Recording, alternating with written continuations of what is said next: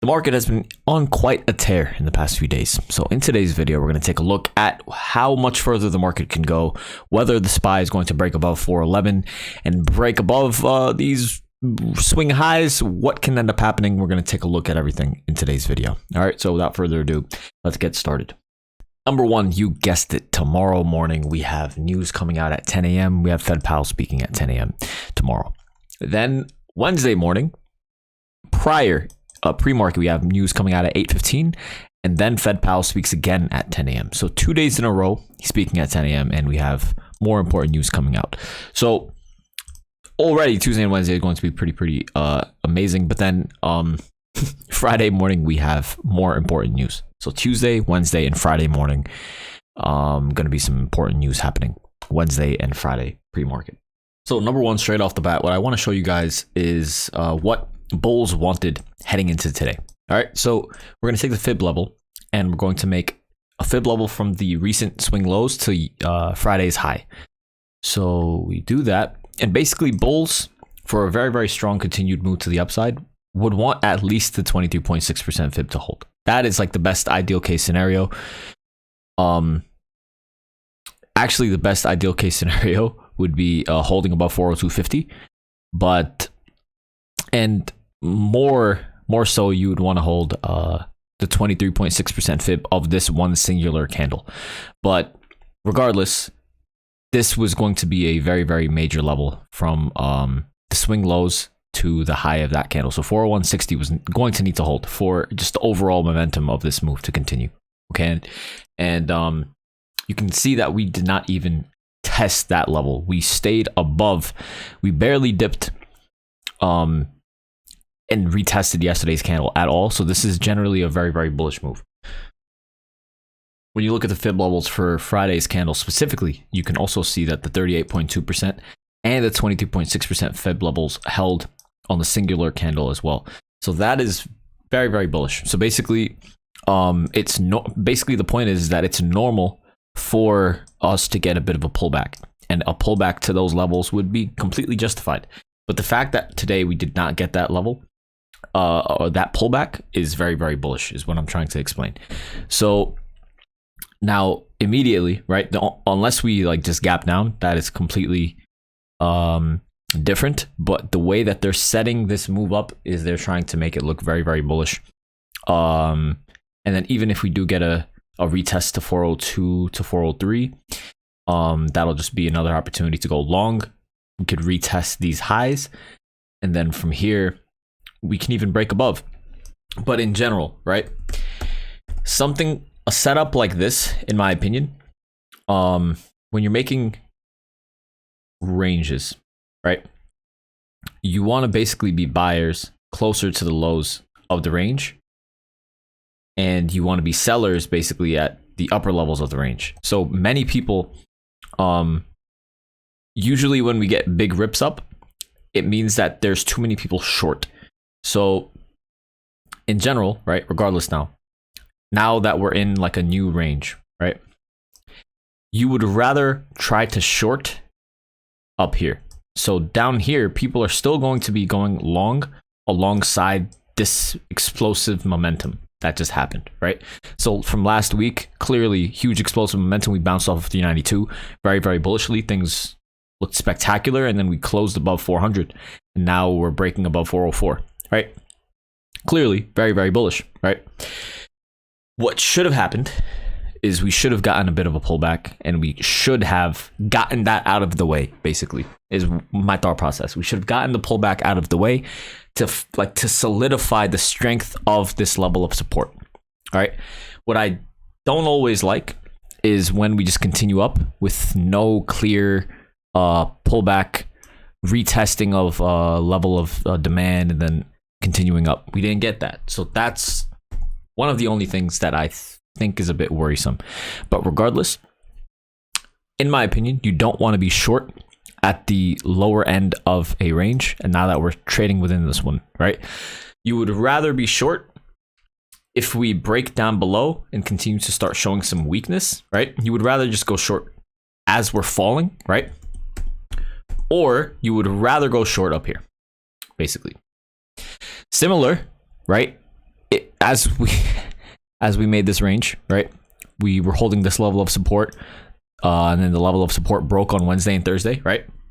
So people that went short down here got completely ripped to the upside. What was this, on Thursday? We gapped down, right? Yeah, Thursday we gapped down, and we gapped down lower. So you don't want to, you want to wait for candle closes below ranges before you aggressively short. They just used all of the new bears. They just shorted everybody. All of the people that were short over here, all the way down, they ripped it up, used all of this as fuel to continue it up. So now they're gonna want to try to make it look very, very enticing and then rip it the opposite direction. So they should, it would be the best case scenario if they bring it up to around 408 to 410. Make it look like it's going to break above 411 to 412 and then rip it down. That would be the worst case scenario for retail, and I think that would that should work. Like, for example, if after Fed Powell's speech or something, after 10 a.m. we start skyrocketing to like 408, 407, 408. If for some reason tomorrow we close very, very strong, that, I mean, people would just lose their minds. This would be extremely, extremely bullish. And then the next day after that, I would want a bit of a continued bullish move intraday, and then like some slight weakness. So then we could short on that slight weakness, or start to short tomorrow on a pop to like 407 to 408. So yeah, so basically if we were to pop to 407 to 408, we would buy puts for further out. But then if we continue up from 407 to 408 and then we come and retest like 410, 411, you would be a bit more aggressive in terms of your expiration date for your puts. So since my bias, right, is bearish, above at 410, 411, 412, this area, I am bearish in my opinion. Like, I would be very surprised if we continue ripping up. But of course, if we do, then we can just like very easily just start going long and continuing to play the momentum. But immediately for now, right, the momentum is still clearly bullish. We didn't get a retest of 23 point we didn't get a retest of any of the important fib levels. 23.6 at 38.2, nothing. So we need to see if this momentum can continue strong. It's risky to try to go long in some sort of choppy price action, right? I would rather go long once we hold levels of support, or just like continued strength. But the main thing is I don't want to go short. I definitely do not want to go short in weakness, like as we're already falling. Does that make sense? Like at the bottoms. That's my point. I don't want to go short at bottoms. I would rather go short early. I would rather try to go short at like resistance levels and on the first move down after reversal candle. So that is what I'm looking at currently on the SPY. Intraday, obviously, we're making trades in either direction. It makes no difference, but I would be very, very surprised if they rip it down. I would just be very surprised if they rip it down tomorrow. Yeah, I mean, this is a reversal candle technically, right? But it's just, they closed everything very, very bullishly today. They didn't get any retests of the fib levels. So we should continue and fill up some of this wick to the upside tomorrow. When taking a look at the large tech stocks, for example, Apple really helped fuel a lot. Apple was very, very strong today. You could see that tech stocks and everything are starting to break above and really move the MACD. So the yellow MACD line, they're trying to shift the momentum. And once the yellow MACD line starts to move upwards, then that is a good sign that the price movement is going to continue that way as well.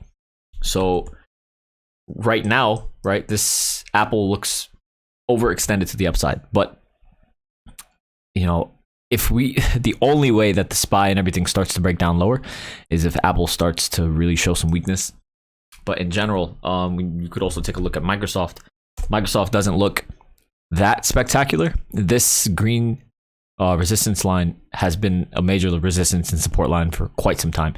This is 257, and then up here at 261.78. So Microsoft is having trouble over here as well. But this is, you could see that it did not retest anything in the prior candle. They could just continued grinding up. So setups like this, even if we did, say for example, this was like a straight line, right? If we got a red close, sometimes what ends up happening is we just continue up because this move is usually really strong. But technically, right, immediately this is not the most bullish setup.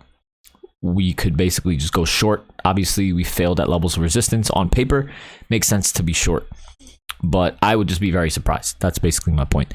And instead of trying to go short while the momentum is still strong, right? I'm talking about on Microsoft, anything. Instead of trying to go short while the momentum is strong, I would rather go short when there's a clear-cut break of this momentum. And the easiest thing would be is if Microsoft broke below 252. You could go short on Microsoft as it breaks below that level. Even if it breaks below 255, that's still not guaranteed. That's not exactly weakness because there's still support down here at 253. So, but what you want to see is a complete catastrophic chaos for all of these bulls, get a break below 252. Then you could go short if we close below that. So that's sort of my thought process for the major indices and everything as well. But to get a really good view of everything, let's take a look at the dollar, the bonds, and the VIX. All right, so here's a chart of the dollar. And we know that the dollar has an inverse relationship to the overall market. So if the dollar is weak, we know that the stock market should be strong, okay? So right now, right off the bat, what I want to look at is the MACD indicator. We can see that the MACD indicator is very overbought, and the yellow MACD line is pointing lower, which means that the overall momentum of the dollar should be falling, right? And if the overall momentum of the dollar is falling, then that means it's bullish for the stock market. So this is not the best setup for the dollar, obviously. Things look pretty bearish, and we would basically need a really strong, sharp close above this downtrend that's being formed, and then we could continue up afterward. But for now, it's not that great because it's oversold in terms of the MACD line, but in terms of the slower MACD line, it is starting to basically just point lower. So usually when we're this oversold on the MACD line, you see this blue line is oversold, right? There's room for it to cross above. The fact that it's this oversold and we are not bouncing yet is not the most bullish signs. And even if we were to bounce, right, I don't know if the dollar is going to have enough buyers to continue. So this isn't really the best sign for the dollar's momentum. The only thing that we can basically be happy about for dollar bulls is the fact that this level of support is still being held. Once this level of support and these levels of support break on the dollar, the SPY is going to, that should be enough room for the SPY to break above 408 to 410. Basically, this level, if it breaks below that, it should be it should be around 410. But yeah, it doesn't look that great for the dollar, in my opinion. We would need to see some buyers stepping in. So yeah, there's that for the dollar. Let's take a look at the bonds. So the bonds now, the 30-year bonds, we know that the 30-year bonds have a correlated relationship to the market a bit more. So if the bonds are doing well, that means that the stock market should also be doing well, okay? So slightly opposite to what the dollar was showing. We see that the bonds are also, this is a pretty bullish setup on the bonds, right? We closed above, we held the 124 level, we continued up higher. The MACD, the slow MACD line is shifted upwards. So the momentum is starting to shift upwards on the bonds, and if the momentum continues to shift upwards on the bonds, then it should be good for the stock market. So basically what we saw on the dollar is that the momentum is falling. The slower MACD line momentum is falling, right? Which is bearish on the dollar, which is bullish for the stock market, right? So the opposite is happening on the bonds, where the momentum is rising on the MACD. The slow MACD line is rising, which is again bullish for the stock market. And the faster MACD line is doing what it needs to. It's very, very overbought. It's continuing to stay up here, and it's doing enough for the slower MACD line to catch up and build some momentum to the upside. And it's basically doing what it needs to do. So this is a really, really interesting setup, basically. And that's why I think that the stock market has space to 408 to 411 area. And that would be a good time to start adding into some early shorts. But from there, if they rip shorts and rip it up above 412, then that'll be another really good that'll just be a blow off top. We can go long, but then I don't know how much more room there would be to the upside. But yeah, this next few days are going to be very, very fun and everything in the market. If you guys have still been watching this video for this entire time, I really, really appreciate you guys. I really love you guys. It's 16 and a half minutes in. But yeah, there's my analysis for the bonds. We went over the dollar, and then the VIX is kind of weird. It doesn't look spectacular. It's not giving as amazing of a signal, right? But basically, the VIX MACD line is also falling lower, and we know that the VIX has an inverse relationship to the market similar to the dollar. So if the VIX is falling, then it's good for the stock market. And the MACD line on the VIX is also falling lower. The MACD line on the dollar is also falling. It says Dixie. But yeah, so the VIX MACD is falling lower. And the more this falls lower, that's good for the stock market. So things are looking like they're bullish for a little bit more room to the upside. I would be surprised if we just fall lower based off of these other metrics that we were looking at. But this is basically setting up. So first off the bat, I mean, we could just take a look at the NASDAQ. It looks very similar to the SPY, but then the IWM was the biggest loser, right? Let's see if the IWM can hold this level of support and bounce a bit. But in general, I would be very shocked to see us just capitulate down here. Just not, like if you had to take a vote, right? What I think is going to end up happening first, a retest of 390, a retest of 398 first, or a retest of 408 or 409. I would say 409. I would just be pretty, it depends. This needs to basically happen within the next few days for the momentum to continue. But tomorrow is going to be pretty telling. And then we'll see how the market responds to Fed Powell. And then the market is also going to respond to him on Wednesday as well. So regardless, it should be pretty fun. But this is a pretty bullish setup. The dollar and the VIX momentum is weak. The 30-year bond momentum is strong. So there's a lot of different things all pointed together that the market should be holding these levels of support and continuing up. But we will be there to short any opportunity that arises for swings, and then we'll go long on any opportunity that arises for swings as well. So regardless, it should be fun. So hope you guys enjoyed today's video. Make sure to like, comment, subscribe, do all that good stuff, and I will see you guys bright and early tomorrow morning. Thank you.